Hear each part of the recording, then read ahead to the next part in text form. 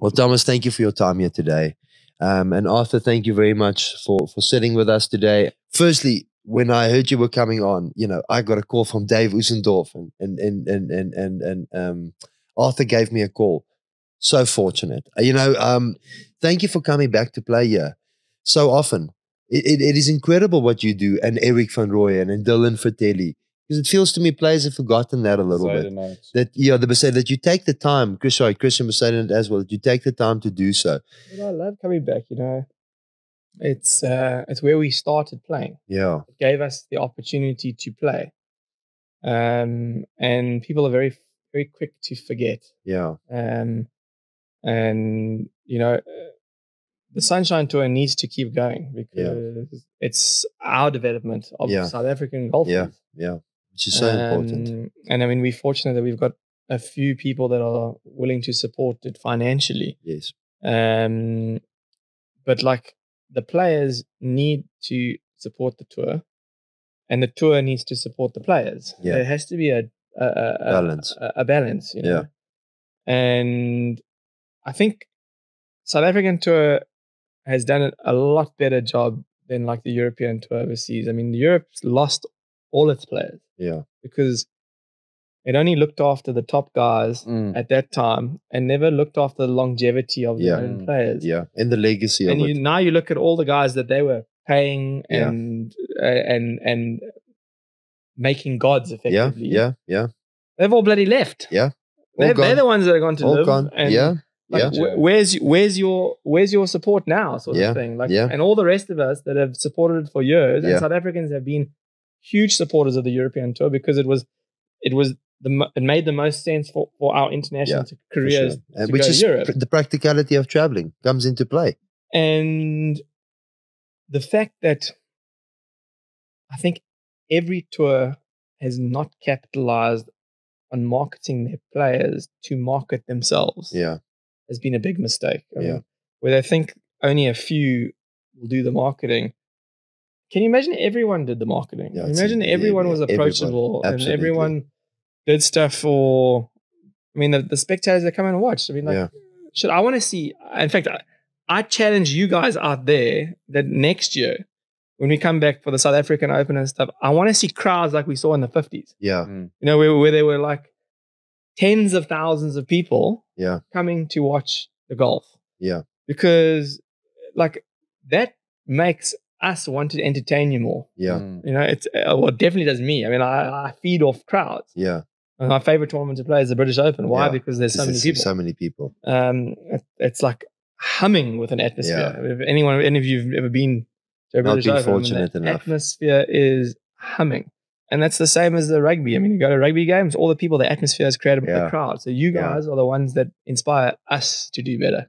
I was living in the Bahamas and practicing, and I loved it. It was, it reminded me, it was the closest thing to Africa that I could find overseas. It was an accident that we actually ended up going there. So in 2006, Charles, Richard, and myself were playing Memorial in the States, and the US Open was 2 weeks later, and we had a week in between. So we were trying to figure out where to go, and Darren Clark had a house in the Bahamas, so we ended up renting it. And we went and we found this piece of property, which is the Abaco Club. And it's a number one course. Saul and I loved it. So the three of us actually tried to buy a house the next year, and the sale fell through. And then 2 years after that, 2009, I ended up buying on my own.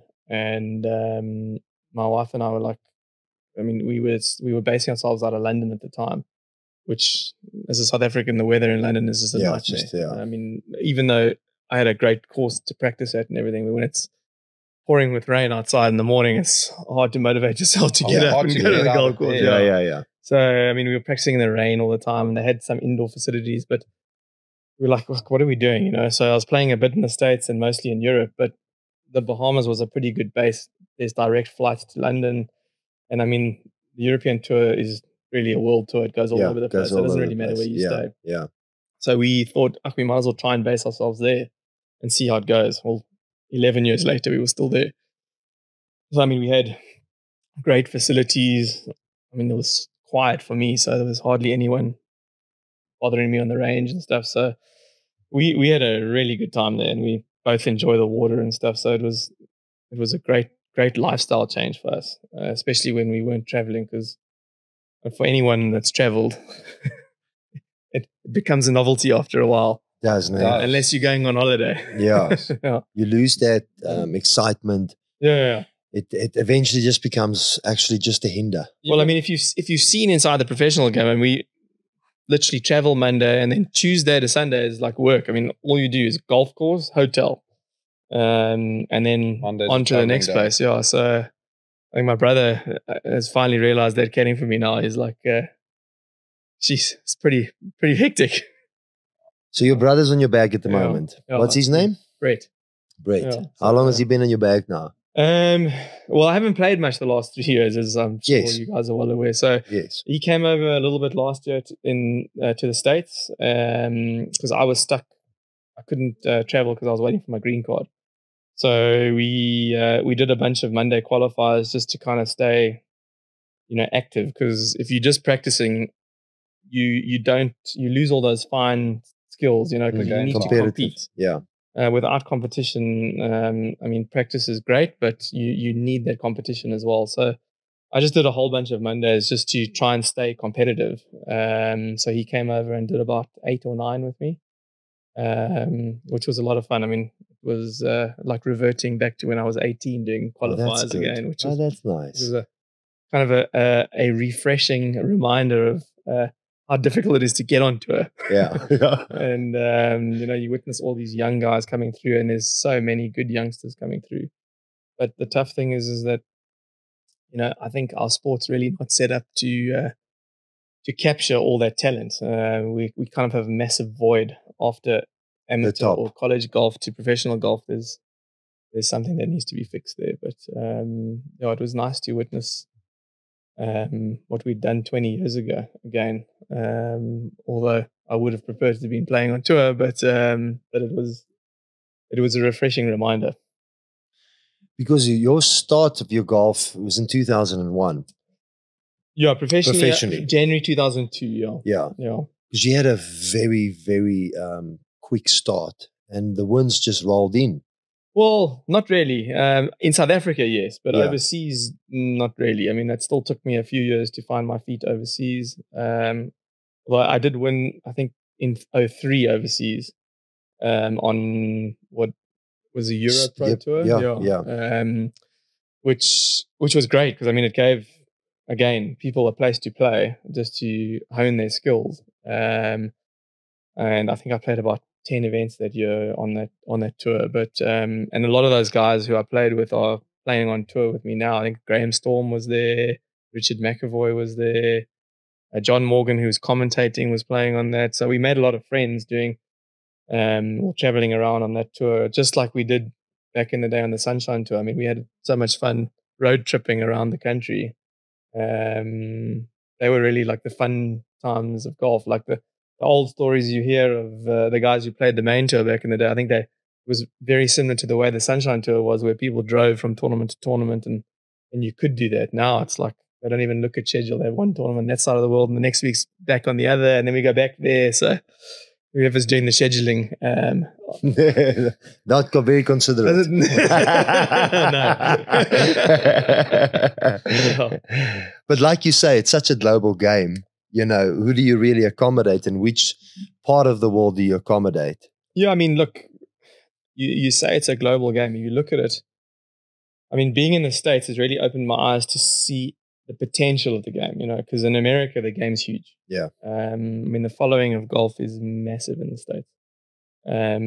It's as supported as all of the other sports. And it just shows where the game should be in an international standpoint, but it's not.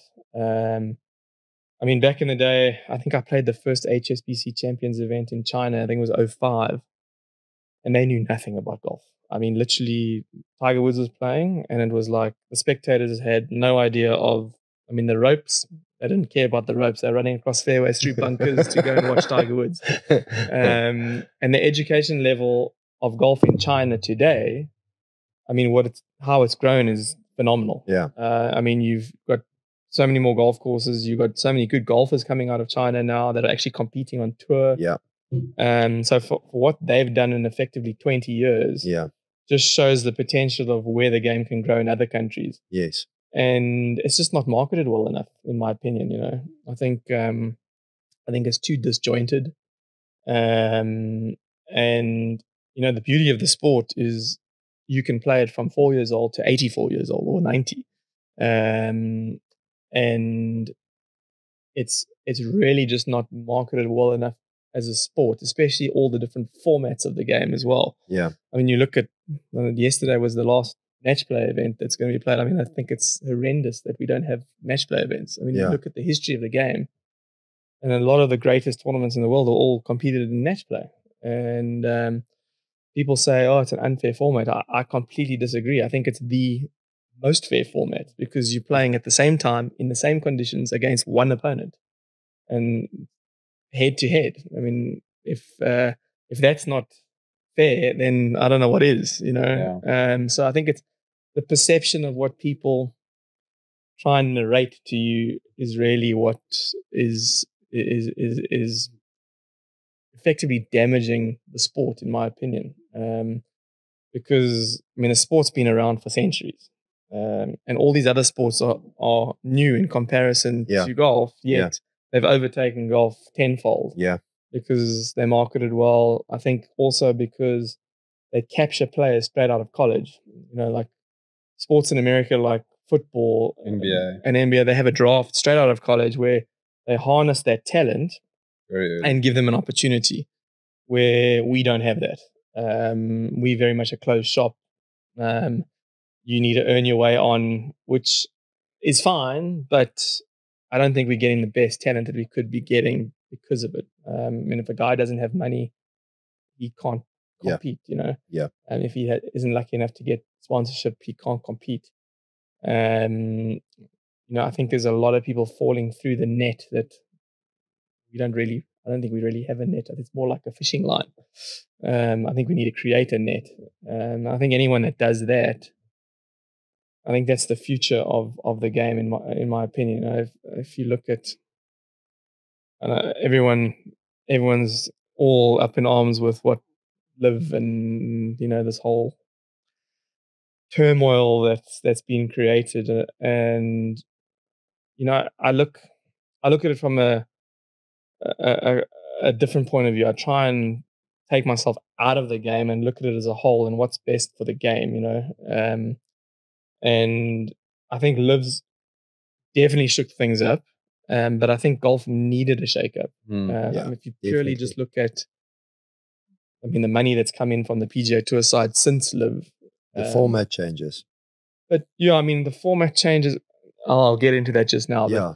But it's like, it's almost like the PGA Tour all of a sudden panicked because they have a competitor now. Yeah. And as everyone knows, in business, competition is the best thing for your business because it makes you better. Completely. You've got to create a better product. Yeah.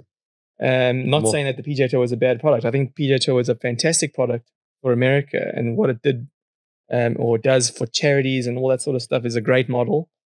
But I don't think they needed to panic and worry about losing their players, because if I look at it from a player's perspective and you go back over the decades, in history there's been like 4 or 5 players that have really influenced the game. And Woods is the one in the modern era. And you had Nicklaus and Palmer and Player. Yeah.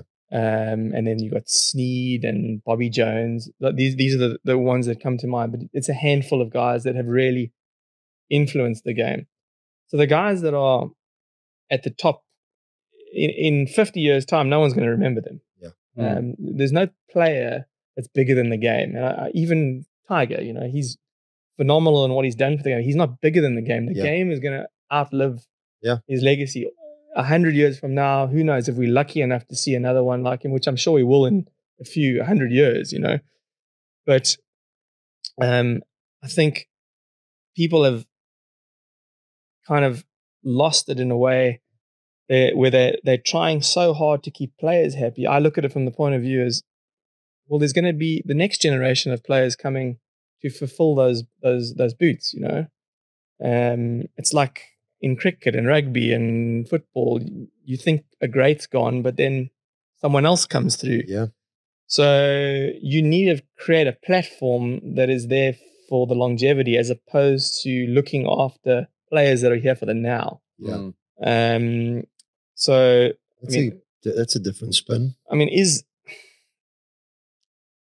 has Liv damaged the game? I don't think so. And everyone talks about where the money's coming from and all that stuff. I said, yeah, if you want to look at everything, I'm pretty sure you can find dirty money in everything. Everything. I try and take myself out of it from a standpoint of being subjective and looking at it from all angles, as opposed to the narrative that's being pushed. Yeah. Because I mean, we playing in Europe I've played European tour now for 20 years, and I look at, we haven't grown, and it shouldn't be the case. I mean, they'll try and say we've grown because we've had WGC events that grew in purse. We had majors that grew in purse. We've got these Rolex series events. But if you take the small portion of events that those are out, the core of the tour has regressed since 2002. So what would be My your word. formula? If you had to give a formula. And if you say regressed, on It the regressed formula. in purse, regressed in spectators. Okay. Yeah. I mean, we don't have people coming. Well, why? Like, for example, what we were talking about earlier, like, why is no one watching this week at Stain City? You go watch Stain City Champs now. You can't even see spectators on the golf course. This weekend. Yeah. I mean, there's like maybe, I don't know, 400 or 500 people. Yeah. But I mean, you look at And it's Stain City, it's a £1.5 million or euro purse.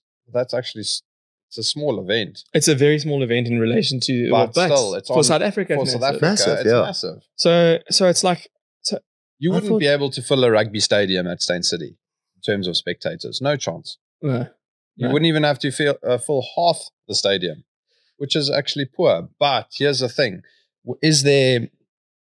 You need to drive the spectators to want to be there. Yeah. For So sure. the only other event that comes to mind is the Nedbank. But they was gonna cater get for there. they cater for the spectators. In what sense do you mean? Well, you Compared go to- there and there's beer stands everywhere, and there's Okay. every third hole they've got a sponsor on there that's got catering and food and. But you got the entertainment. hotels, you got And- Valley of the Waves, you got Yeah. stuff for the kids to do. Look, Nedbank, But Stain City's got a Valley of the No, Waves. Valley of the no, Waves. I know. Yeah, technically it does. but It's it all got that comes big down pool. again to marketing. Correct. Yeah. And if you look at what Nedbank did back in the day, it created an event that was different. Yeah. I mean, effectively, it did what Liv's done. It shook golf up in the 80s. Massive. I mean, it was the first one was 81. Yeah. And it was 1 million. it was $1 million. $1 And it million. was $1 million Yeah. for the winner Massive. in 80. And there were Won. 12 players. Yeah. So I think there were 6 players in the first one. It Mm. eventually grew to 12. And it drew big names here back then. Tiger was And there. massive Faldo names. was there. Yeah. Sevi Yeah, was there. Sevi Yeah. and all. I mean, Sevi, that Spanish guy. I mean, I So- was reading because he's also got a connection there. so they did a great job at marketing an event that was different. Yes. And that, I mean, golf all of a sudden became easier to watch because there were fewer players that they could follow. And then the other thing is the TV back then is nowhere near as good as it is today.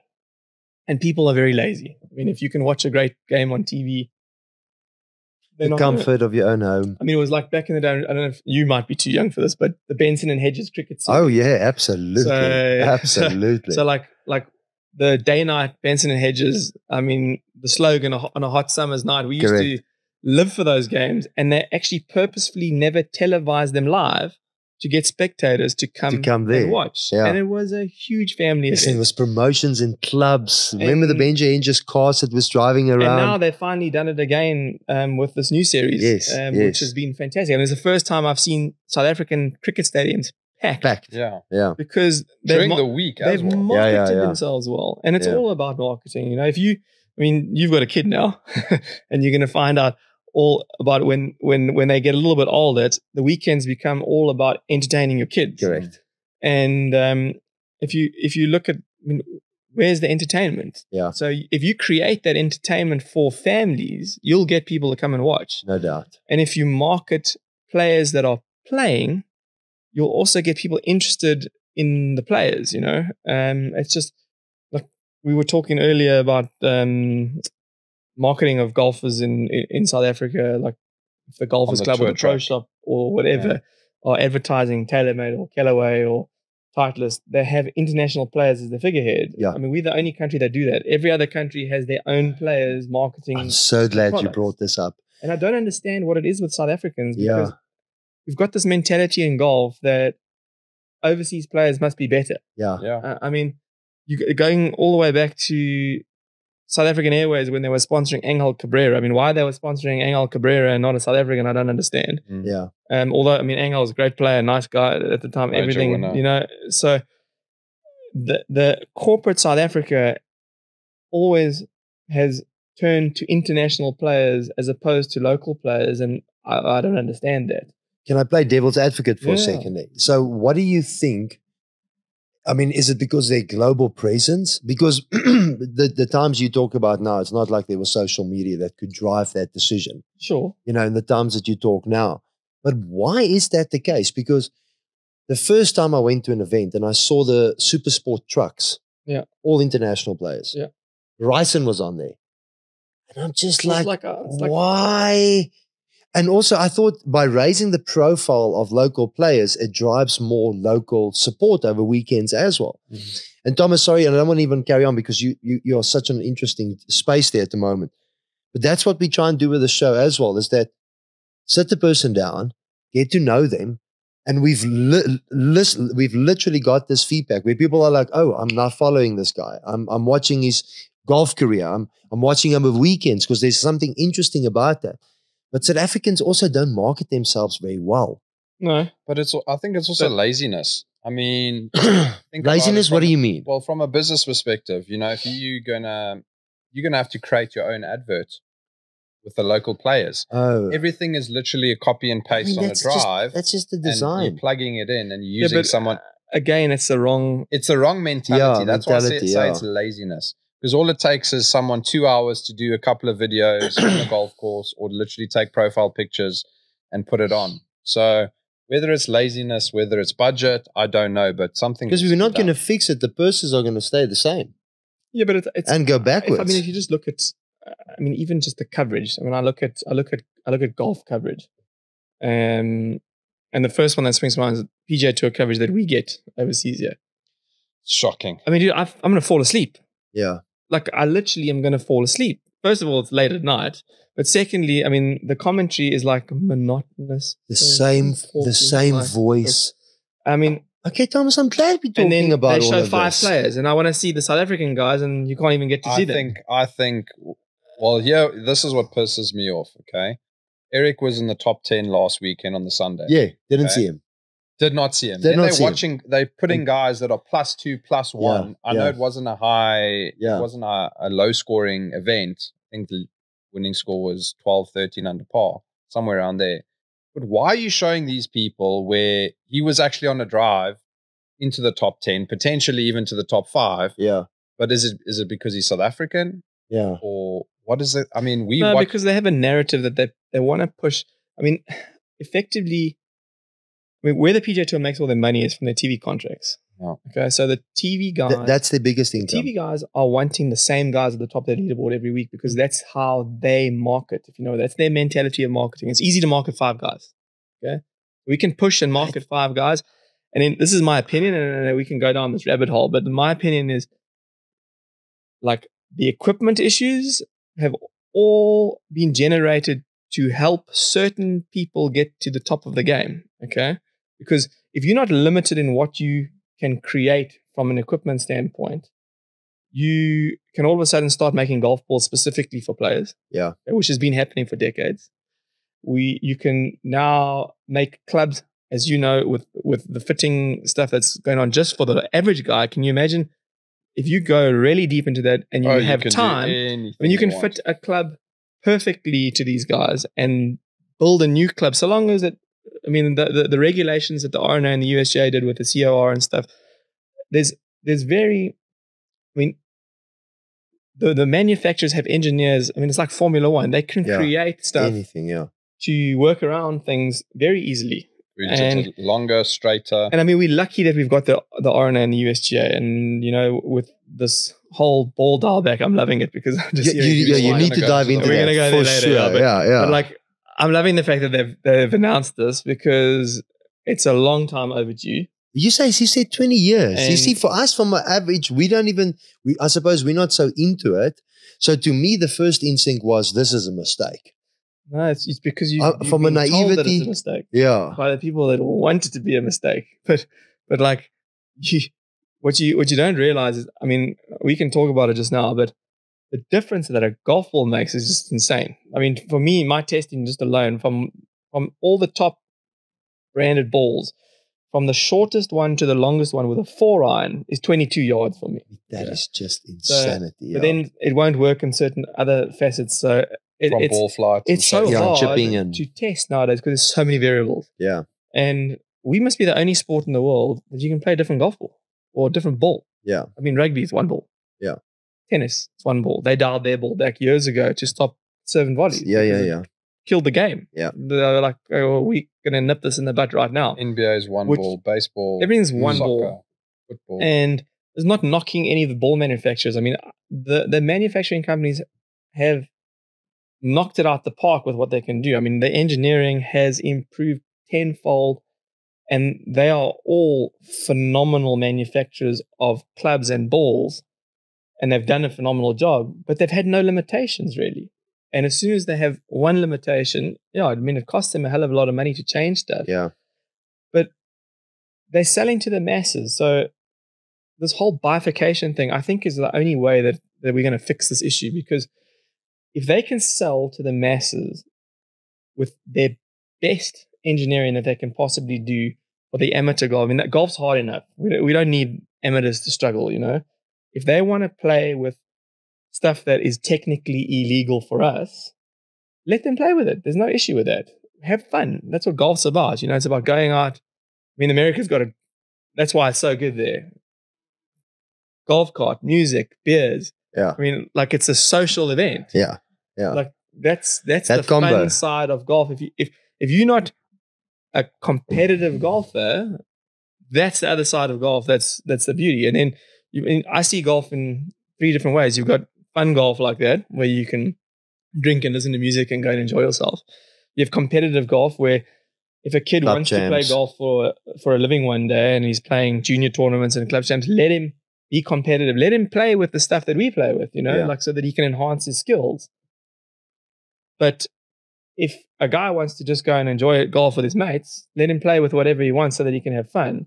And then you've got the family aspect to it, which is great. I mean, you can have 3 generations of a family going out on the weekend to go and play golf. Yeah. That's the beauty of the sport. And I can play against you competitively. Correct. Because of the handicapping system. So it's so unique in that way that you can never do it with any other sport. And that's why it's done so well in the corporate environment, because you can take clients out of all different skill levels to play golf. And if they want to play with a professional, they can still do that. Yeah. It's unique from that standpoint. But yeah, I mean, the RNA and the USGA, I think, don't back themselves enough because they're the only ones really upholding the integrity of the game. And there's been a complete lack of communication between them and the professional game. Okay. And that's been the issue for many years. And they've tried to fix it. I mean, they've got a couple of players on their board, ex-players on their board now, that are trying to bridge this gap. Okay. So they're heading in the right direction, in my opinion. But I think we need to take it one step further and somehow merge the professional game with the amateur game, with the RNA and USGA, and really set out some stipulations for the greatness of the game, not for any other ulterior motives, just or individual players. Or if it continues the way it's going, I mean, look, if you look at it already, I mean, we played Stain City this week. You cannot play that course competitively in under 5 hours. It's too long to walk. And why? Because the ball's going so far. We're having to create these longer golf courses. And to buy more land, the only way in which to make it economically feasible is to put houses on it. Yeah. And then all of a sudden you're walking a par 4 from tee box from green to the next tee box. It's great for kart golf, but everyone's going this, like, the issue that, this is a huge issue actually. This is a massive issue. Yeah. Is the time it takes to play a round of golf. Okay. So the reason why we have this whole like speed golf thing is because you've got families, your wives don't want you to go away for 5 hours to play golf. Okay. Or 6 hours. Correct. Right. But that's what golf's about. It's a social sport. So the guys want to go and spend the whole day at the golf club. Okay. Yeah. So if you look at the clubs here that have done well, Joburg Country Club, Bryanston Country Club, where they've created a family environment around the club where the kids and wives can go and hang out while the guys go play golf. That's the direction we need to head in. But this running around a golf course, I mean, please, you're going to kill me. Like, I completely agree. I'm playing, I want to walk, okay? Yeah. But now I got carts behind me. And I got these guys that are not even concentrating on a shot whatsoever. They get up to the ball, they just whack it. Whack it, yeah. They get Distance, go for it. 6 feet from the hole, they just pick their ball up. Yeah. I mean, there's no way you're going to stay in front of that. And this narrative and it's the tour. I mean, the European tour is pushing this, like, golf must be played fast. The RNA and them pushing golf must be played fast. I mean, golf must be played properly. Yeah. Not fast. I mean, if the courses were shorter and the tee box was right off the green like it used to be, golf will be played fast. I mean, I wonder if they factor that in. They don't. They have no. I mean, even on tour, you would think so. Man. You would have to. You would think so. You would have to, because then everyone's behind. Yeah. Technically, on a course like that, it drives me mad. So if you look at our tour timings, so we get, it's on the back of our pin sheet. Yeah. And it's like 11 to 12 minutes to play par 3. But then 13 to 14 minutes to play a par 4. And then 14 minutes to play par 5. And I go, hold on a second. Why is it 3 minutes longer to play a par 5 than a par 3? I mean, we've got to walk 600 yards now. Yeah. So it's like the hitting of the shots. I mean, if a guy takes 10 seconds too long on every single golf shot, that's not adding up to an hour. Yeah. Okay, so it's like, where's the time? I hear what you're saying. Where's that? The time's going in the walking distance. Yeah. Okay. The hole's got long. I mean, Blair Ethel for the SA Open, my word. I think we walked 12 kilometers around a golf course. I mean, yes, that's changed. You go and play Wanderers, and you're going to play in 3 hours, 3.5 hours, because tee box is right next to the green. Yeah. Easy to get around, no issues. Yeah. But when you're having to walk a par 4 between a par 4, and all of a sudden your time's going up. And people don't look into those facets, and, golf, yes, the speed thing definitely has to be addressed on the PGA Tour because you can't take 4 minutes to hit a shot either. I mean, that's like a joke. Yeah. I mean, I can't watch that on TV either. Like all this discussion and I mean, if you don't know where the wind's coming from. Yeah. I mean, it's okay on a blustery day. I understand completely. And at the coast where it's ever changing and all that stuff, yes, you're going to take longer. But there's a 5 mile an hour breeze blowing. And also, I mean, the other thing is what people don't understand is we're playing courses that the greens are 13 on the stump. And they put pin locations on top of little nodules. Yeah. And they want us to play faster. I'm like, well, why are you trying to put pins on top of bloody nodules? And I mean, what happened to the old days where you had 6 hard pins, 6 medium pins, and 6 easy pins? And the course designers have designed greens, and you can see the pin locations, all the flat areas. So what are you trying to achieve by making things more difficult? And we've always been this golf the scores need to be like closer to level par. Well, who said that? Yeah, who said that? Well, why does the score need to be closer? And that's that's also that creates another. US Open every once a year. I mean, the beauty of a British Open back in the day was the elements depicted the score. Yes. Oh, for sure. So if it's been dry, the course is firm. Yeah. Okay. And a firm course is always going to play harder than a soft course. I mean, remember 2006 Royal Liverpool and Tiger won. Yeah, that was my first British Open. That was my first one I played. He hit one driver the whole week, I think. Well, we were hitting 4 irons, 285 yards down the fairway because it was like hitting onto a runway. But if you ran through into the rough, then you had no control of the ball. So, I mean, you want to change a golf ball very easily. Firm up every golf course, grow rough, make the greens as rock hard as possible. And all of a sudden, guys need to start shaping balls. Yeah. And you can't shape the modern ball. So everyone's going to be crying, I need a ball that shapes because I can't keep it on the fairway. So course setup has a huge impact to play on the equipment. And I mean, if you, again, it can all be down to narratives. Like this week, the guys try to water the golf course before the tournament to make it longer because they think it's going to make it more difficult. I'm like, guys, you're just playing into the hands of the longer hitters because they can hit it anywhere. They're not going to get in trouble because the ball's literally stopping where it pitches. Yeah. And then on the green, the ball stops where it pitches as well. So the only defense there would actually be to dry the golf course out and make the greens as fast and firm as possible. Because it's actually, it's such a pity because I actually thought it was a really nice golf course, but the fairways are cut too wide, which I understand. It's an estate course. So I understand that. But then at least firm the greens up and make them fast and you'll get a really challenging golf course for the week. Yeah.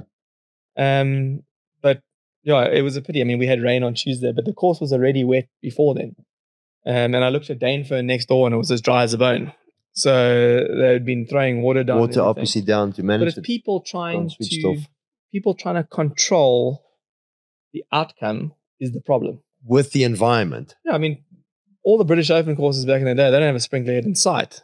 Now they do, but back in the day, there was no sprinkler heads. It was the elements that depicted how the golf course played. And is aesthetics, do you think aesthetics is a part of that? Well, 100%. I mean, I feel sorry for all the greenkeepers nowadays because anything with a committee-based club where members run things, they have no idea about agronomy. And for some reason, if things go wrong, they will always blame the greenkeeper. But if things are right, it's the committee that made them right. You know, oh my God, the politics in those estates. Let the agronomists do what they do best. But, I mean, everyone wants to see a green golf course nowadays. Well, us as professionals, we know a green golf course is not the best golf course to play. You know, we want to see a brown golf course because a firm golf course is really the best conditions to play in. And I think it's just a lack of understanding, and that's really all it is. And there's no education for it, and everyone loves their opinions. So, you know, the facts are the greenkeeper knows what they need to do, but they're not being allowed to do what they need to do because 100%. They're being told they want green greens. Yes. So bent grass. I mean, back in the 80s, we had some of the best bent grass greens anywhere in the world. I mean, our greens are horrendous in comparison to what they were in the 80s now. Because they're too slow. Why are they too slow? Because half the members are like, oh, these greens are too fast. I can't putt on them. Yeah. Like, well, learn to putt. Yeah. The easiest, I mean, if I teach someone who's never hit a putt in their life, it's so much easier to teach them to putt on a fast green than a slow green because they don't have to hit the ball. Yeah. They can just learn to stroke. Oh, yes, to stroke. Yeah. It's so easy to get them to putt. But if the greens are too fast, these guys complain. And back in the day, we used to verticut the greens more. There were no thatch. The bent grass was like a bluey color, that's when it's really healthy. It's that sort of color. And the greenkeepers know that, but they're being forced into a corner by the members on the committee saying, why are the greens not green? They need to be green. There's a brown patch there. Yeah. Like, relax. Like the brown patch will recover. But if you waterlog the greens, it gets no root system. That's how you lose your greens eventually. But that's a whole nother topic. I'm getting sidetracked now. No, yes, this is so interesting, Thomas, because I will tell you, we were at Bryanston on Friday. Yeah. And that's my local course. And we have root issues at the moment. You call it what?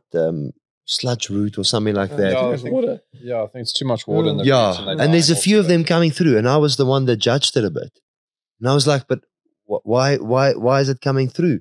But I've never thought about it, even in a brown course. I mean, that, didn't think about it that way. Just remember, you guys also a couple of weeks before now had club champs. Yes. So what was the greenkeeper's job for club champs? To make the course as beautiful as possible. Yeah. Not yeah. actually protect the golf course and make it the way it should be, Well, the easiest thing is, so every course in Joburg that has a Poana problem on the green. So the Poana is created from water. Okay. when are Joburg's greens the best? In winter. Okay. Why? Because it doesn't rain. Okay. So, and all those poana starts dying. So it's not rocket science. Water less, you get less poana. So back in the day, we never had poana issues in Joburg because we had summer rainfall. So the heat dried the moisture up pretty quickly. And if you don't overwater, you don't have a poana problem. Cape Town, on the other hand, has massive poana problems because winter rainfall. Yes. Their greens, they should actually have 100% poana greens. Full poana. No, it's great. Full poana is no problem. Wingate's full poana and the greens are actually unreal. But, I mean, in winter, the greens are phenomenal. Firm and fast. You know? Because the grass doesn't grow. So you get no thatch. So it's not rocket science, but well, somehow we don't get it right. But again, that's a whole other topic. We don't need to get into that. But yeah, I mean, I think let's dive into the golf ball a bit. Sure, yeah. I mean, let's dive into the golf ball a little bit. No, I mean, everyone's talking about this change. It's obviously a hot topic. And, Arthur, I'd like to get your perspective on this as well. Because as a normal amateur, my first instinct was, and I think you're so spot on with your assessment earlier, because Justin Thomas came out immediately and he was like, what is the USGA doing? Why would they be going backwards? And my first instinct was, this is a mistake. Yeah, I think it's a mistake. But remember, all the guys that think it's a mistake, they're benefiting from the ball going straighter and longer. Guys with the high club head speeds and all of that. Generally, the guys back in the day when I was a short hitter, right? But I kept it on the golf course and I knew how to manipulate the golf ball. The minute you add club head speed to a ball that spins a lot, it's going to go sideways. So you need to obviously learn how to work the ball and manipulate it when necessary based on a golf course you're playing, etc., etc. So it's a tough one. The guys that don't like it, it's not benefiting them. You get what I'm saying? So for me, I think the best way of doing it, if you're going to go in that direction, one golf manufacturer needs to make a golf ball. Screw the rest. And then everyone plays with the same golf ball, like tennis, like baseball, like NBA, football, all of those sports, if you're going to go in that direction. Yeah. And I haven't thought about it tremendously, but if you're going to go that way, you're going to have to do it properly. It's a tough one. So I mean, so it's a tough one. Here's the easiest. So if you look back in the day, why did everyone like to watch Sevi play? Because he shaped the ball. Shaped the ball. Okay. No, you can't shape the ball anymore. I mean, that thing's shaping abilities is insane. The ball now was insane. Self-corrects. Okay, so especially the modern day one. I mean, I'm having to use an older model because I like to shape the ball. So the newer ones, if I'm going to draw it or fade it, it's wanting to correct itself. And you can see that on the top tracer technology on TV. It goes like this. The tech can't even keep up. So what I used to love, I mean, gone are the days back in in the 90s on the PGA Tour, you get a guy panicking down the stretch and you'll see golf balls going off the planet. Yeah. Okay. Or you did a 40-yard fade, like just hit a slice. If you hit a bad shot, I mean, it's off the planet. When was the last time you saw a ball go off the planet? Yeah. I mean, you don't see guys like buckling under the pressure on the long game on the last few holes. You only see it on the short game. So the whole thing is, you're an artist in what you do with golf because there's many facets to it. There used to be shot shaping, driving of the golf ball, accuracy, putting, chipping, bunker play. There's many facets to the game. So and no one was a master at all of them, but people had their skill set. So I look at a couple of things and I go, hold on a second, this is not exactly fair because now what you've done with the ball, you've taken someone that likes to move a ball and shape shots to pins. That's been taken away from them. Okay, you take a guy that hits a lot of fairways. Well, we all see with the strokes gain stats that hitting fairways doesn't mean anything with strokes gain. It's now all about distance. Yeah. So hit past the shit. Whereas beforehand, it was all about in the US Open, you better hit fairways. Correct. The guy who's hitting the most fairways winning the golf tournament, basically. And the British Open. Yeah, that's kind of been taken away. The putter story. Don't even get me started with the bloody putter story. Go into it. What do you mean? Well, I mean, how many times? Okay, so we can't anchor a putter. So you can't have a long putter, but then you can have a long putter, but you just can't anchor it. You can arm lock it. Then you can arm lock. I mean, Bryson was a big one on that one. I mean, he went back to the old school 70s putting style as well. What are we doing? So do we have a driver that hits the ball for us, or do we have a driver that you can no? So it's the simplest thing in the world. The putter should be the shortest club in your bag, and you hold it with 2 hands, no other anchoring point. Yeah. I mean, I don't care how you grip it, but it must be the shortest club in your bag. But how is this not anchoring it? That's what I'm saying. Listen, I putted with an arm lock my whole entire life, so like I'm not biased against it or for it. But I was watching. I mean, the guys are anchoring the putt. You're anchoring this thing against your forearm. Yeah. You're actually taking the whole left side of your body out of play. Yeah. You know, it's just one movement. It's like, I mean, make it simple. I mean, it's like law. If you write law and then there's stuff between the lines. Yeah, yeah. And unfortunately, because the professional game is not speaking enough with the amateur game and the amateur body are creating the regulations, is a lost in translation scenario. So the RNA think that they're doing something right because they want to fix the problem. Yeah. But then there's miswording, and all of a sudden you can now have a long putter, but you just can't anchor it. And it's like, just make things simple. Why do you think Bryson is using an arm lock?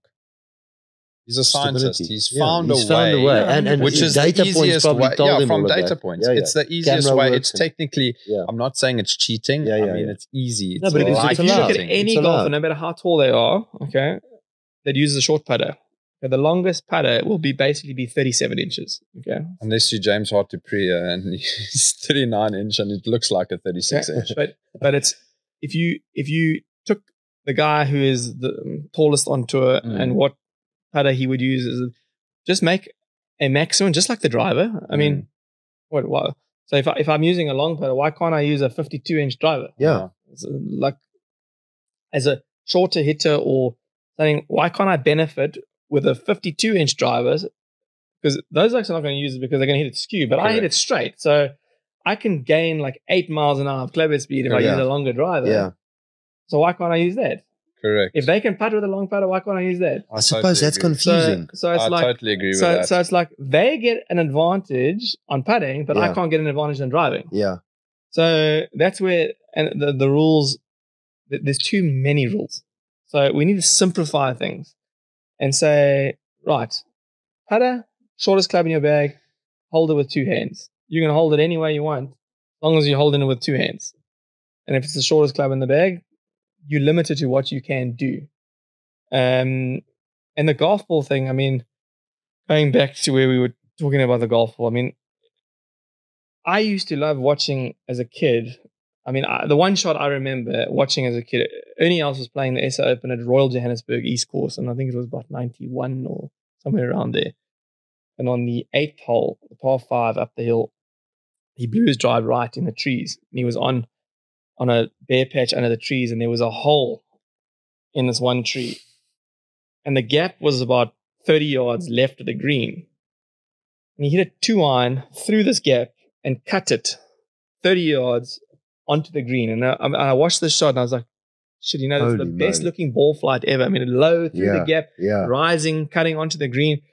Like that shot made me want to play golf because you can start shaping and using your imagination on shots. We used to hit it in the trees and you learn from Sevi, you know, like low cuts, high draws, one under this tree, over that tree, all that's gone because the solid core ball, there's no shape in the shot anymore. I mean, they got so clever now. I mean, we used to think a solid core ball, I mean, back in the day, pinnacle versus a Bellotta, you couldn't shape the pinnacle. The Bellotta would shape, the pinnacle wouldn't shape. Now, the aerodynamics of the ball are the key on everything. I mean, what they've done with dimple patterns and the aerodynamics is really generating. I mean, Joburg is a pure case in point. I mean, I used to hit the ball in Joburg miles. Now, all of a sudden, my ball's falling out of the sky here. I'm like, what the heck's going on here? I mean, like, I'm generating spin, but the ball's falling out of the sky. Because you're not generating enough speed to get the airflow through the dimples to keep the ball in the air.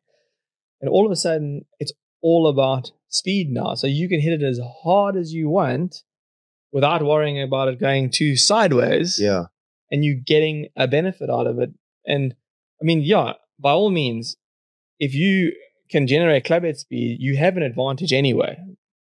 And in the old days, you had an advantage in any case because you're still hitting it further than the other guys. Correct. However, if you miss-hit it, the ball's going sideways. How many times back in the day you found Tiger in the trees? Oh, but he was the longest on tour technically back in the day. Yeah. But he also, with that advantage, could manipulate it out of the trees. I mean, the amount of videos you can watch on YouTube of him. But never mind that, he generated different shots. He hits different shots. I mean, he's an artist, and he likes the artistry of the sport because he grew up in an era just like me where Ballada ball was in play, and that's what we enjoy. I mean, that's what the love of the game came from, manipulating the golf ball. And he invented his stinger shot with a 2-iron, all learning to take spin off the golf ball. No one has to learn to take spin off the golf ball anymore. The ball does it for yourself. Yeah. So there's no artistry in learning that anymore. And I think Woods is going to love the ball change. And I mean, he's a huge promoter of it, I think, because it brings his artistry back and he gets a competitive advantage again.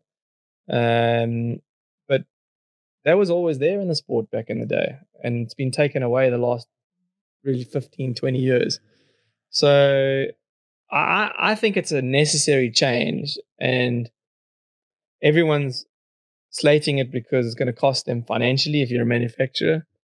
If you're a player that swings it hard and hits it miles, they feel like they're losing an advantage, but they still have an advantage. They just got to learn to control the ball better.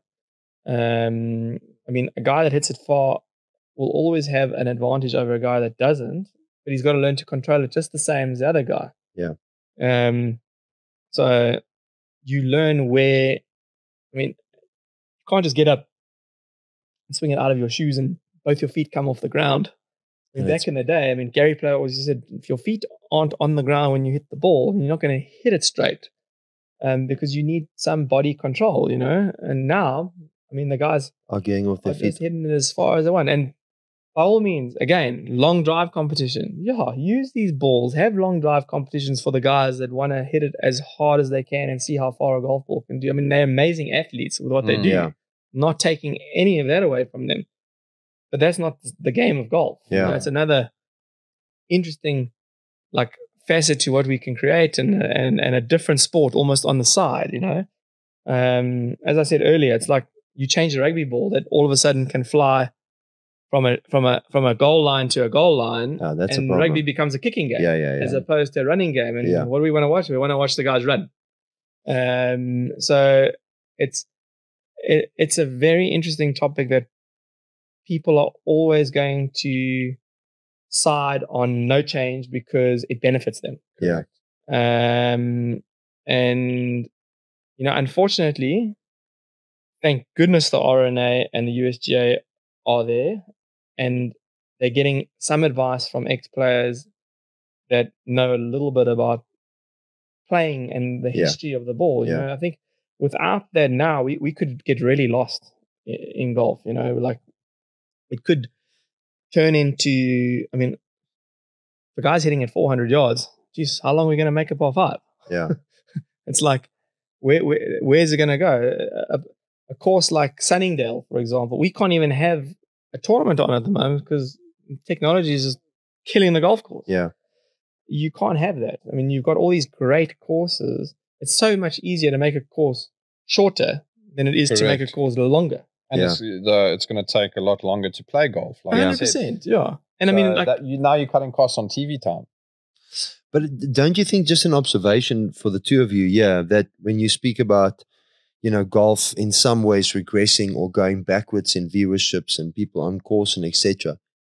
But if you go back now to 2002, it's sort of when the professional side separated heavily from the amateur side. You know, so it's almost like you guys are on your own world over there and we in our amateur world, where it felt like a lot more closer when I started with golf. There was more relatability between the professionals and the amateurs. Because the other day, I mean, I didn't even know this, that OEMs, what we see them play with is not even available to us except Titleist. Titleist is still the only manufacturer. I think there's a couple of others. I think Ping is spot on. Strixon's very close as well. But I mean, most amateurs don't even know that. You think what they hit is what you can go and buy. You know, then loft comes into play. You want to take that even further with what some of the top guys have. We can't even get access to. Correct. Okay? So you talk about OEM, and there's your another issue is that they're getting. I didn't think about it that way. So they specific top guys focus are getting access to stuff that we can't get. They're getting a massive and advantage. sessions of development that you don't get access to. No. So I mean R&D stuff. Bryson, for example. I didn't even think about this. Bryson is one of the only. I mean, now he's with Ping. No, not taking anything away from Bryson. I played with him a lot when I first got into. He couldn't hit the ball half decently in comparison to a lot of guys, and he had so much OEM stuff go in to his clubs specifically for him. You know. Yeah. And look, he's done a phenomenal job with what he's done with his body and everything, but you can't say that Cobra didn't help him get there. I mean, I know the guy that was building his clubs, and he was working so hard and on what he managed to do with Bryson stuff. I mean, he would have to bend loft so much off the club, and then he had to create bounce and weld bounce onto clubs.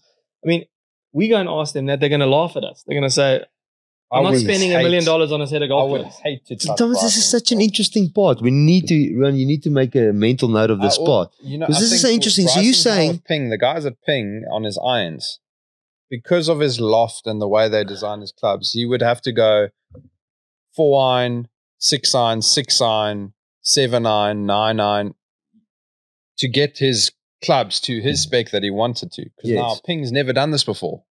Cobra's been doing it. It's. I would hate to. That just hit me like a ton of bricks. Where there's a separator, even on that level, there's actually because you bring up 2002. I thought you would all have access to that. You know what? And maybe not the personal development, but I thought you would down the line get access to all of that. No, not necessarily. So I mean, you think about it for the manufacturers. The first, look, they will want to put that into a production model because the first set of clubs or the first ball or anything is going to cost a fortune. Yeah. But then after that, it costs nothing. Yeah. So that's why they don't want bifurcation, because it's going to cost them a lot of money to produce stuff for us that they can't sell. You were saying bifurcation of the game, where we have a different set of rules to the amateur game or different equipment to the amateur game. But if we make it like public knowledge as to why and educate the public on why, there's no reason why you can't have both options for sale. Yes. So the guys that want to play with the stuff that we play with can play with it. Yeah. But the guy, I mean, you telling me a guy, and they're saying the guys want to play with what we play with. Well, I can tell you, I play with a set of Mura blades. An 18 handicap after hitting them is not going to want to play with a set of Mura blades. Okay? No. Because those things are he can't hit the center of the club. Okay? But if you're a scratch golfer, you're going to want to play with a set of Mura because they feel so great when you hit the center of the club. So it's like, why do we not educate people and give them both options? And if you have both options, the manufacturers can make money on both sides. Even if you charge a premium, it doesn't matter. If you want to get guys love. I mean, I got a guy that I used to play Scratch League with at Wanderers. He still wants to buy FootJoy Classics golf shoes because he's a traditionalist. Yeah. Okay. And I mean, there's customers for everything out there because of what it meant and what it stood for. I mean, like me, if I want to go and have fun, I wish I could still buy a Bellata ball because I want to go and play a shorter golf course with a Bellata ball and work that ball and move it. I mean, that's fun to me. That's what made me fall in love with the game, is watching a golf ball fly when you hit it properly. And that's gone, unfortunately. But, the other thing is we should sit down with this ball change together and figure out a way, because the ball needs to do a few things. It needs to go shorter. And the easiest way to make it go shorter is to make it spin more. Yeah. Okay. But it also needs to move, because it needs to be, if you hit a bad shot, you should be punished for it. Correct. Okay. And if you want to move a ball, you should be able to move a ball. I mean, we used to be able to move a ball out of the rough.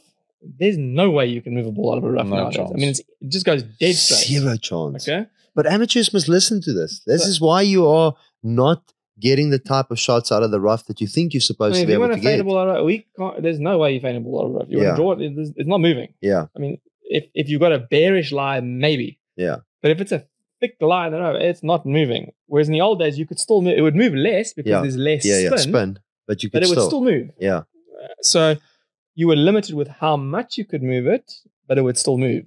Now, no. I mean, sometimes it'll actually do the opposite effect. If you try and fade it, it'll actually go left because of the part. That's the whole technology thing. But like all those things need to be educated, sat down with and said, right, how are we going to do this properly? And I mean, I think from a financial standpoint, if you said one person's responsible for manufacturing one golf ball for the professional game, that is one way of going about it.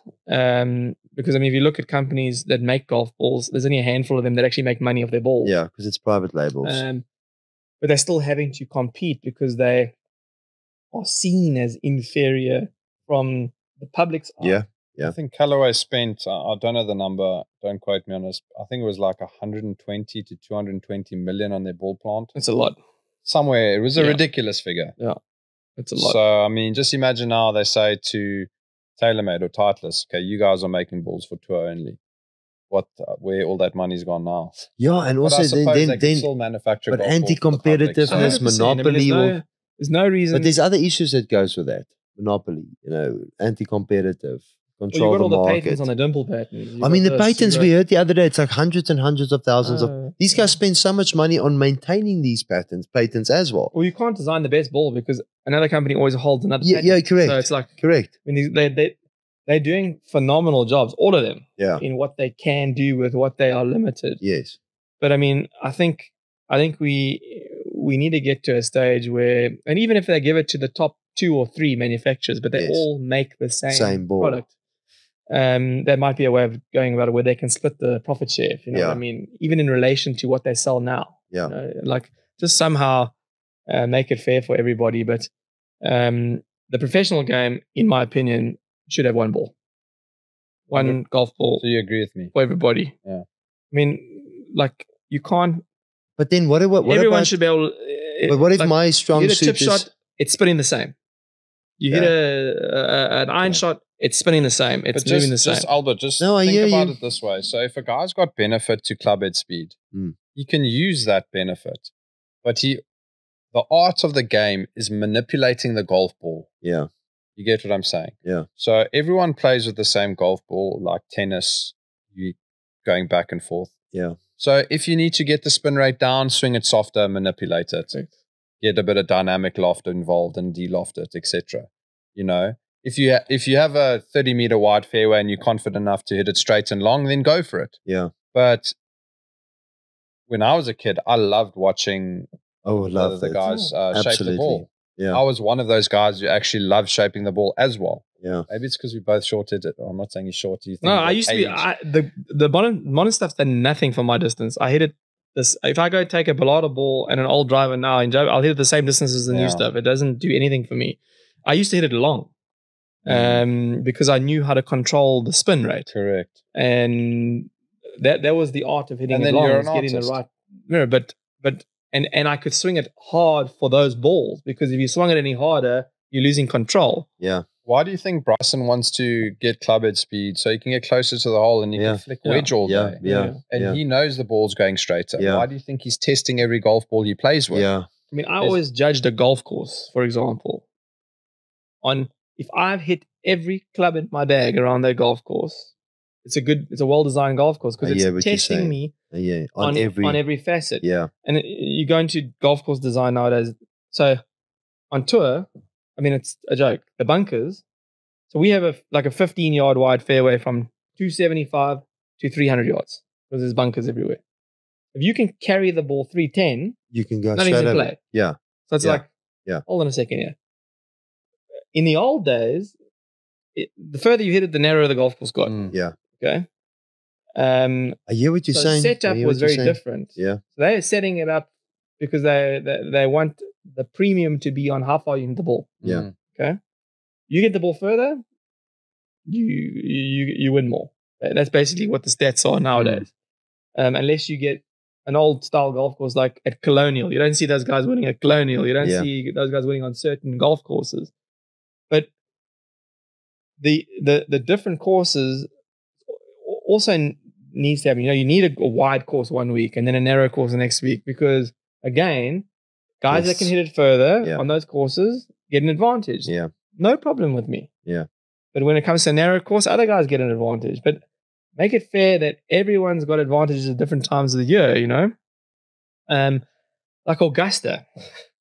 So they've had to lengthen that golf course since Tiger's come out by miles, right? That, I mean, But I hate that, because now I'm watching a different golf course. Yeah. Like you've been watching it since you're a kid. Every shot on that golf course. Now I'm looking at some tee shots and where the ball's going. I'm like, what golf hole is this? But did we get bored of shaping? Because obviously you would some of these decisions might have been consumer driven. People wanted that excitement. No, I think the manufacturers just had free reign to build the best golf ball they could possibly build. Yeah, and they did a very good job doing it. I don't watch the Masters as much as I did when I was a kid, and it's not like I don't love the game more or less now, but it's just not as interesting for me because everything's getting longer. I mean, remember watching the ball spin as well. Yeah. I mean, like the first thing, when the groove change came out in 2010, I think it was. C groove to V C groove, yeah. So we used to play V grooves back in the 70s anyway.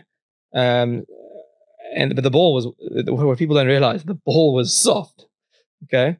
Now all of a sudden you're playing a V groove with a hard ball. Okay. So the reaction is very different. And from the first grooves that came out in 2010 to what they have now, I mean, they've fixed the groove problem. We don't have you play those V grooves that they had in the first few months of 2010, the ball hit the green, it never spun. And the crowds were like, why can't he spin the ball? I'm like, well, try and hit this. But from what they've managed to do, again, by reading between the lines, they haven't created a true V now, but they have something within the specifications of what the RNA depicted. So, and they're trying to reduce scoring again, which no matter what you do, someone's going to figure out a way to score. Yeah. I mean, we're going to figure out, we practice like 7 hours a day. Yeah. You're going to figure out a way to score. It might not look pretty, which I think we're at now. I don't think golf looks pretty. Yeah. Like the swings are definitely not as pretty as they used to be. Yeah. It's like it also feels like one swing.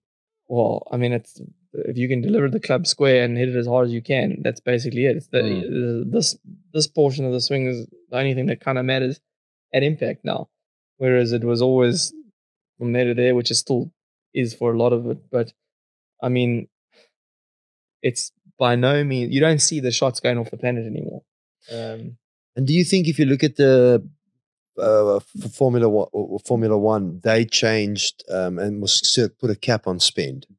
Yeah, because it was also getting out of hand. You know, 100%. you've got Mercedes spending $700 million, and you've got the one at bottom 9 spending $100 million. So you could clearly see. I mean, there was power being used there, you know, to innovate and etc.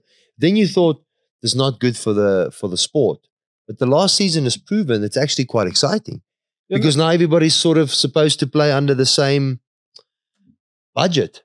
You know, so now innovation, character, training, you know, how you are different really comes into play a large part of that. For me, watching Formula One back in the day, watching the same guy win every week is not fun for me. Yeah, but it's the same thing for me in golf. I have the opposite opinion. No, because I want to see underdogs win. Yeah, I like underdogs. I like seeing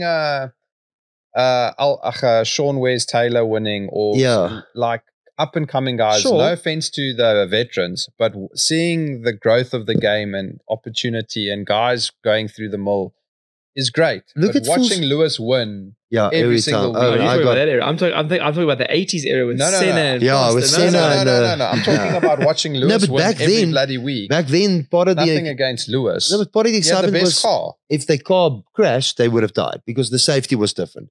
There was a different excitement. to it. It was. I mean, it's a reality. You knew if this guy's going to crash, there's safety. You knew it's a potential death. Yeah. And I'm not saying anybody wanted it, but it was part of the For me, The the excitement. For me, the exciting thing was guys had to drive a car back then. They had to Yeah. change Yes. gears. They had to push a clutch. Correct. They had to manipulate the car to get the best out of that car. Yeah. Okay? So the driver's skill Yeah. played a huge role. Okay. Huge role. Now you look at Formula One and you question, all right, all these guys are really good at driving. But Yeah.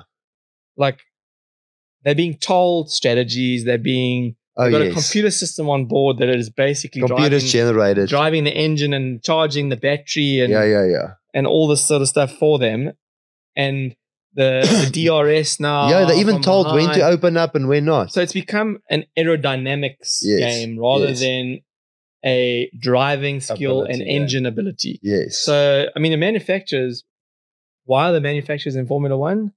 To prove that they can build a good product that is reliable. Yeah. Okay, and that's why they're paying that money, because they need to sell cars. Yeah.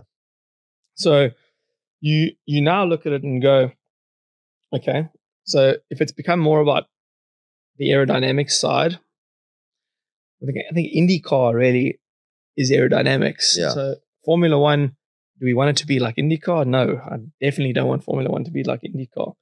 Do I want it to be about who gets the quickest pit stops? And 100%, it's a facet of the sport, you know? Yeah. The pit stops are really exciting. Yeah. They always used to be really exciting as well. Like, the driver skill is really what I want. I want to see overtaking. I want to see guys going for it and crashing, because I want to see them compete. You know, Pushing themselves to the limit. Correct. So, like, it'd be very interesting. So, look at Formula One. If every team only had one driver, that would be even more interesting. Because now there's no team facet of letting the one guy get more points and all that sort of stuff. Yeah. So that would be really interesting. So you can look into every sport and nitpick it and all that sort of stuff and try and like think of ways to make things better. But if you purely just look at golf, and I mean, Formula One has a huge following. We haven't tapped into our market nearly as much as we should, and it's all because of the lack of knowledge. I reckon that's my perception of it. Is if we educate the public more about the sport, we would be in a better place. Everyone wants to make more money out of the game. I mean, there's no reason why you shouldn't. The manufacturers should make more money. Golf courses should make more money. I mean, golf courses are struggling in this country massively. Because they can't afford to stay afloat unless they're a housing estate. Yeah, it's the pull powers. The cost of maintaining a course that is that big is huge. Yeah. I mean, the cost, just the upkeep. The cost to the average person with equipment is massive. The cost of playing. Yeah, I mean, we're lucky here. It's not expensive in South Africa, overseas. But the thing is, here I think we live in a environment where we don't have private courses and we don't have public courses. We have like these semi-private courses, which the model. I mean, all you have to do is look at the States and see how many people play golf to figure out a model, and you either go fully private, or you go fully public. Yeah. And we don't have enough public facilities. No. But I mean, look, we've got a lot of issues outside of golf. That's, I mean, a whole nother topic. But if we had more facilities available to youngsters just for practice, I mean, even the top golf courses, there's no practice facilities. Yeah, I completely agree. They don't have short game areas. No. Lucky if they got. It's almost like an afterthought. It's the least important thing on their list. It's ridiculous. And that's how you grow the game from the grassroots. You know, you got to take your hat off to Johan Rupert. You know what he's done for golf in this country. And Leopard Creek is also a nice facility. It's phenomenal. I mean, what he's done, and he does it all from the grassroots level. Yeah, and that's what the best way of doing it. I mean, the Dunhill Links in Scotland, all the proceeds go to the Links Trust for grassroots growing of the game in Scotland. I mean, here he's growing it at the development level and grassroots. I mean, he's the only guy that's actually tried to do anything to grow it from that level. But I think, we need a lot more people that are passionate about the game and willing to do that. But from a professional standpoint, we're missing out hugely from the grassroots level because we're not capturing those youngsters coming through. I think anyone that comes up with, I've got a lot of ideas and stuff to do it, but anyone that enhances those guys coming out of college and gives them a playing opportunity will be the leading tour in the future, because that's your gene pool, Yeah. Those are your next Yeah. Tigers, your next Rorys, your next superstars are in that gene pool. And if you only let a handful of them come through, you're missing out on potentially. Yeah. I mean, who knows? We could have missed out on the next Tiger Woods already. A couple of times. Because there's the system is broken. Yeah. And that's what every other sport has capitalized on, is not letting guys slip through the net. Try and enhance the talent and capture the talent that is there. So I think we got a lot to learn from that perspective, and how better we can grow the junior game. The college system has grown exponentially over the last 20 years. Yes. I mean, when I had scholarships to go to college, I was hesitant to go because I was already competing at the top amateur level, and because you won amateur of the system wasn't as good as playing Eisenhower, playing test matches against other countries and stuff. But now it's a fantastic system. So that's a step in the right direction. But how those guys get from there to going on tour, there's a huge void. Yeah. I mean, to go from there to a couple of invites, if you don't make it in a couple of invites, you're now Monday qualifying, which is a complete lottery. I mean, you gave Tiger Woods a Monday qualifier, he would not get through 10% of the time. It's just a numbers game. It's 170 guys for 4 spots. Yeah. Someone's going to have a blinder. Doesn't mean you can have. Doesn't mean it's going to be the same oak every time. Yeah. It's never going to be the same oak. So it's like. It's a lottery system. You might as well just put all the names in a ballot and pick them. So that system has to change. The fact that I think PGA Tour School this year is giving away 5 cards. So they finally bring back a Q School, but they give 5 cards away. I mean, that's not giving the youngsters an opportunity. I mean, you've got 10,000 people for 5 cards. It's like a lot, though. And they're going to, and the players are getting everything they want now, because of LIV. Not their fault. They were trying to shake things up, and they've certainly shook it up. But I don't think going to a no-cut 7. I mean, it's just so ironic. They slate everything, and they do exactly the same. It's almost verbatim. It's just. Because every player wants that. Why wouldn't you? Yeah. Shit, I'd love to go and play every week with no cuts and no pressure and everything like that. And a bigger purse and less playing. I mean, there's also less playing for them. But they're all contradicting what they're saying, and why? I don't know. That's why I'm not on social. That's why I'm not on social media, because no matter what you say, someone's going to have an opinion and slate something. Yeah. And you're not going to make everyone happy. And I'm not here to make everyone happy. I mean, I people that know me, I've always been an open book and very genuine. But it's for the greater game. For the game, But let's talk about that, because you're so under the radar. And I know we need to keep time, but you're so under the radar. Most South Africans. So, just your current tours are DP Tour and the Sunshine Tour. Yeah. So how often do you come back for the Sunshine Tour? Well, I try and support it every year. Obviously, during COVID, it was difficult. Okay. But I mean, I came back this year. I think I've played 7 events this year. Okay. And I always tried, because I mean, it's such a good grassroots tour. I mean, we've done one thing well in this country, and that is we've got a great local professional tour. Yes. to enhance our talent locally. Yes. And again, I think Johan played a big role in the 90s to save the tour. Yeah. And we've managed to create a good product for South Africa. Do I think it can be better? Everything can always be better. Absolutely. Do I think we need to get more people to come and watch? 100%. We need to market it better. We need to make the public aware of our local players.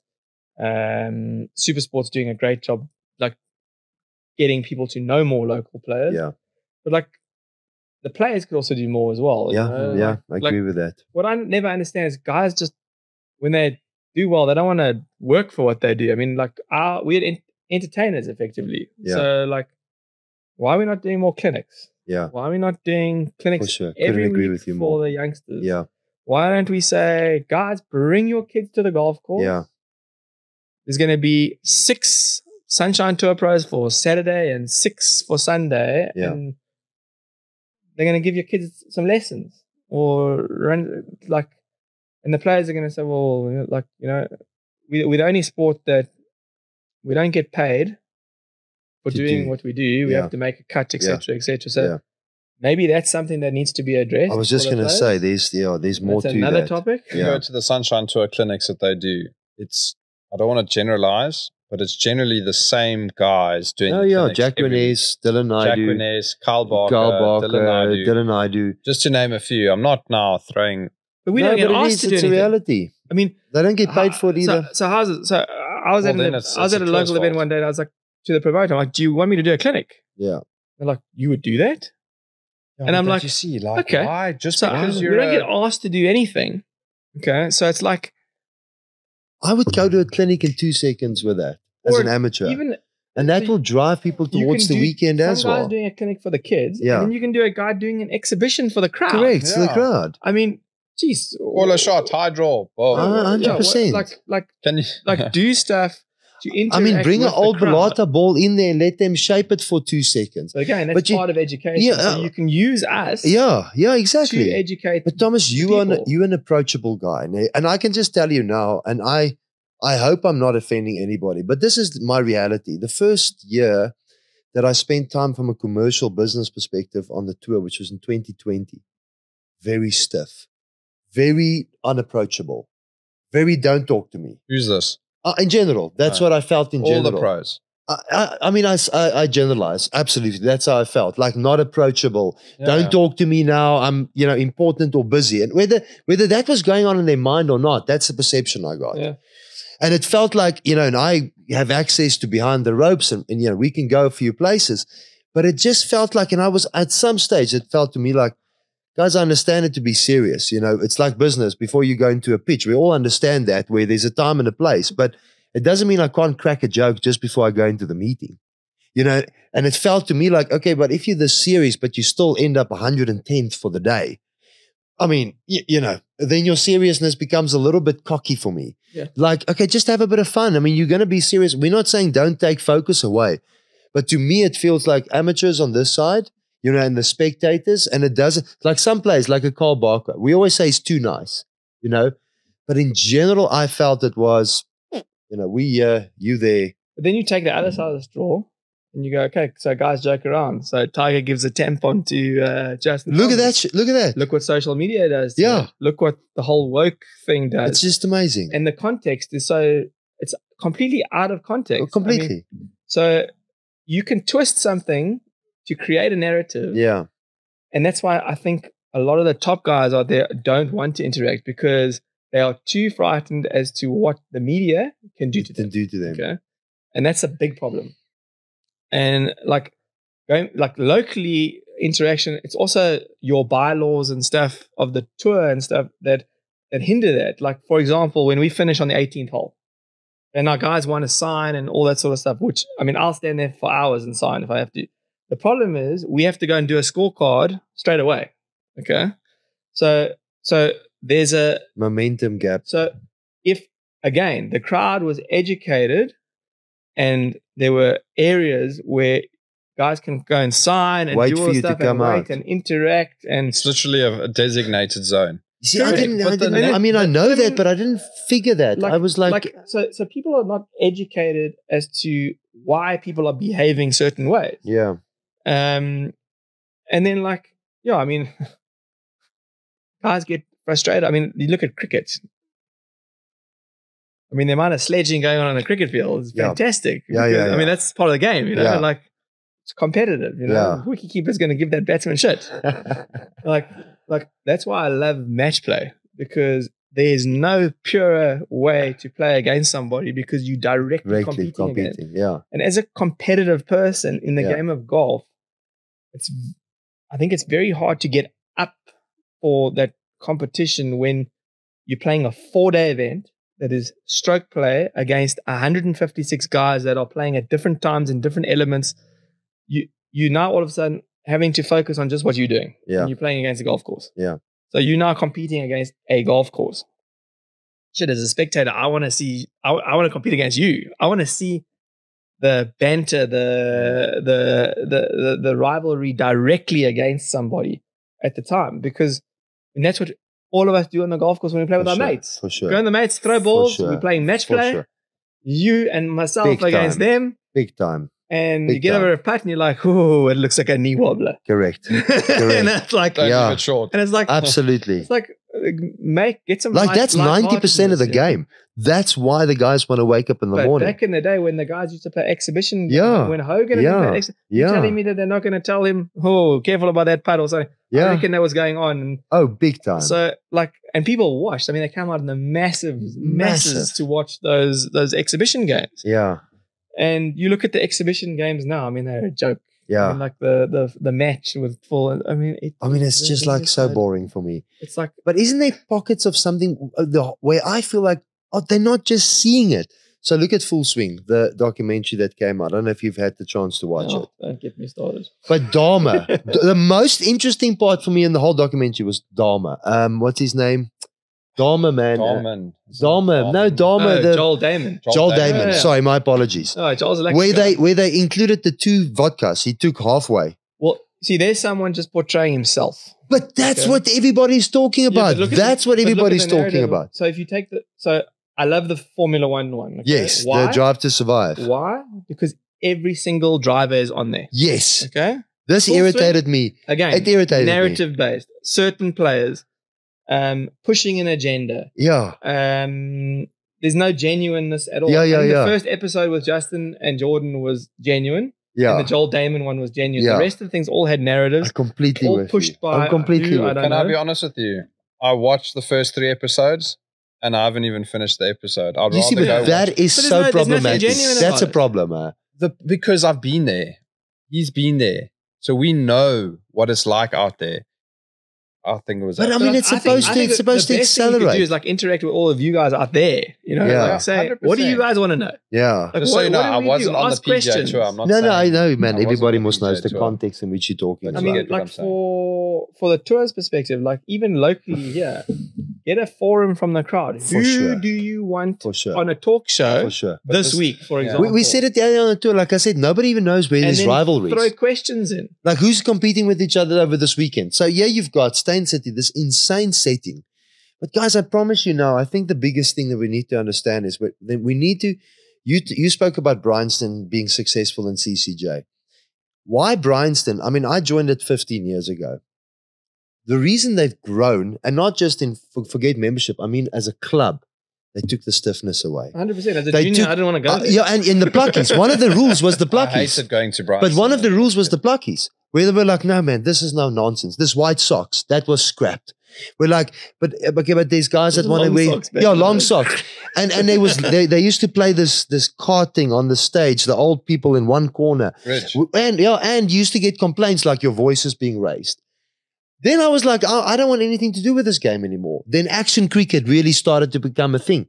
What golf clubs have started to do is to say, listen, and here's where I am. We know the OEMs, why they focus only on the 1%, because those guys don't make them a single cent. No. But that's why the sponsorships are changing to YouTube channels. Yeah. You know, people are creating content, and the exciting part, the good golf guys, that's what everybody wants to see now. But you got to sieve through all that content. All that so shit, yeah. Sorry, Alfie, I'm going to get you there. I hate social media. Yeah. I absolutely. No, we know you hate social media. I know you do. Hate it. And the reason why. He's got like 3 posts on Instagram. The only reason why. Do you know why I'm on Twitter? So I get a phone call from my mate. It's like, nice post on Twitter today. I'm like, I'm not on Twitter. No, you verified on Twitter. No, I am. Wait. Yeah. So I'm like, I'm not on Twitter. He goes, but you post like 20 times a day. So I go, no. So I look, there's a guy impersonating me on Twitter. Oh, my word. Back in the day. So I had to phone Johan, who managed to get hold of a guy at Twitter. So I had to create an account to get rid of the guy that was impersonating me. That's the only reason why you joined. I think I've had 1 tweet since. That's the only reason why I joined. And the reason... 1 tweet. The reason why I don't. And it's not because I don't want to interact with everybody. I love interacting with everybody. The reason is because I hate what it stands for. Yeah. Honestly. There's all this fake stuff. I agree with you. People are spending time on their phones. Yeah. I mean, I go sit and we see it because we eat on our own all the time in restaurants. I mean, I witnessed the other day. It was a joke. These 2 people obviously on a date or something, and they're both on their phones. Okay, they're not talking to one another. Yeah. And I'm watching body language because that's what we do. If you're sitting, I don't know if anyone's had dinner on their own. It's bloody boring. I just love watching. I have done it. I love watching. Especially when I see travel. What's going on in the room. When I travel, I'm watching this couple, and after about 5 minutes, I'm like, hold on a second. They're messaging each other from across the table. And I go, what world are we in today? To me. Yeah, that is fucking ridiculous. They are messaging each other and they are a meter apart. Yeah. And they can't talk face to face. And I'm like, if this is what the world's becoming, we've got serious problems. Yeah. Because if people think that we are better at communicating because of social media, they could not be more wrong. Absolute bullshit. We can't communicate with each other at all at the moment. Yeah. I mean, look at the world. It's an absolute mess. Why? Because no one can communicate. Yes. So, like, and also how people look. Guys, get off your phones. Talk to people. Be genuine. I mean, like, if social media was about connecting people so that they could actually have a conversation face to face, maybe I'd take part in it. But what it is at the moment, I can't bear to be a part of it because of what it stands for. And it would better me from a sponsorship point of view. I was just gonna, and all that sort of stuff. People have always said, "Oh, why don't you become an influencer?" and all that sort of stuff. Yeah, but what am I going to do? I'm going to spend 10 hours of a day worrying about what you're going to put posting on, or what other people are going to say. Worried about what someone's going to say about my post. Yeah. No, if you want to get to know me, talk to me. Don't interact through a message system. I mean, a message, as you all know out there, can get lost in translation as well. Big time. Send a text message and it's like taken out of context, and boy, all of a sudden you're in shit. Yeah. But you didn't really mean what you said. But how do you navigate your sponsorships? How do you navigate the income? I'm probably terrible at it. I mean, for me, I'm old school, so I'm all about if someone supports me, I'm gonna try and support them forever. You know, get you. So I'd like to create a relationship with my sponsor. Yeah. Because it has to be a two-way street. You know, they have to benefit and I have to benefit. Yes. But if I can create a relationship and a friendship and use that to better their brand, yes, then it works fantastically. But the world is so fickle now. Sponsors will come out, well, how many followers do you have? Yeah, see, that's what I mean. I want to just give my 2 cents here because we're going to get sidetracked again quickly. So we've got 10 minutes.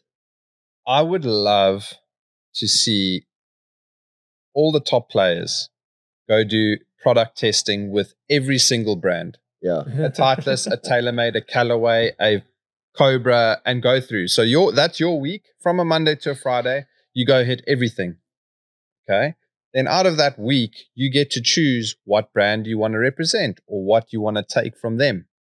And then you can sit down and discuss how much you're going to pay me to play with that golf. Yeah. Not the other way around. Not the other way. Here's 80 million for Rory McIlroy to play. Make it work. I mean, you take Rory, for example.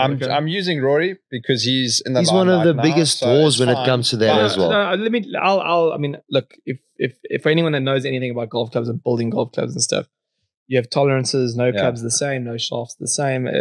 There's a lot of stuff.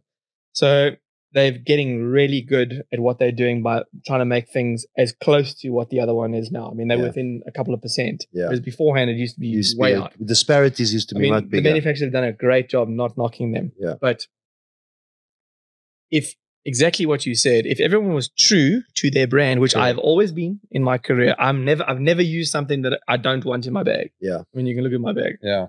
I've got a Nike Sasquatch from whenever. No way. Like I will always be true to myself and true to my brand. If I believe something is good, I believe it. I'm not going to regurgitate and say this is the best when it's not. Especially if you get paid to say it's the best. So it drives me mad. So what's better is you take Rory, for example. I mean, the poor guy, and I say poor guy, so he's getting paid millions to represent a brand. But if they come out with a driver that is not as good as the one previous, for him, I'm not saying it's not a better driver, for him, but for him, it's not a better driver. Why the hell are they forcing him to use it? They are, yeah. Because it's like, if I'm TaylorMade or if I'm Rory's manager, I'm going to say to them, listen, it's in your best interest for him to win golf tournaments. Yeah. So let him play with one of your product anyway that you produce. Yeah.